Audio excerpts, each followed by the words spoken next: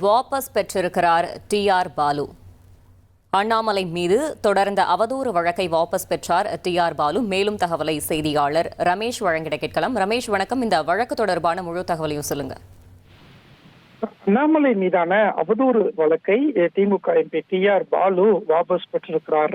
என்ன வழக்கு, எதற்காக இந்த வாபஸ் அப்படின்னா, 2023ஆம் ஆண்டு பாஜகவின் மாநில தலைவராக அண்ணாமலை இருந்தப்போ டிஎம்கே ஃபைல்ஸ் அப்படிங்கிற பேர்ல அப்போதைய திமுக அமைச்சர்கள் பலரது சொத்து பட்டியலை வெளியிட்டிருந்தாரு. அப்படி வெளியிடும் போதுதான் திமுகவின் பொருளாளரும் எம்பியுமான டி.ஆர். பாலு மற்றும் அவருடைய குடும்பத்துக்கு சொந்தமான விவரங்கள் அப்படின்னு சில சொத்து பட்டியலை அண்ணாமலை வெளியிட்டிருந்தாரு.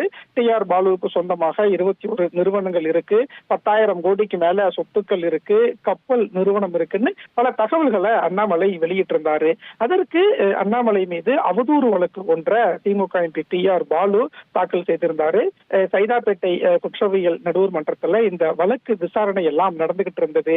கடைசியாக கடந்த பிப்ரவரி மாதம் வழக்கு விசாரணைக்கு வந்த போது திமுக எம்பி டி.ஆர். பாலுவிடம் அண்ணாமலை குறுக்கு விசாரணை எல்லாம் நடத்தியிருந்தாரு. கிட்டத்தட்ட 3 மணி நேரம் இந்த குறுக்கு விசாரணை நடைபெற்ற நிலையில தேர்தல் நாள இந்த வழக்கு தள்ளி வைக்கப்பட்டிருந்தது.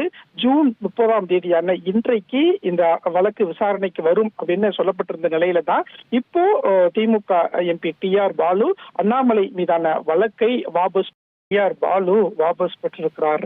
என்ன வழக்கு, எதற்காக இந்த வாபஸ் அப்படின்னா, 2023ஆம் ஆண்டு பாஜகவின் மாநில தலைவராக அண்ணாமலை இருந்த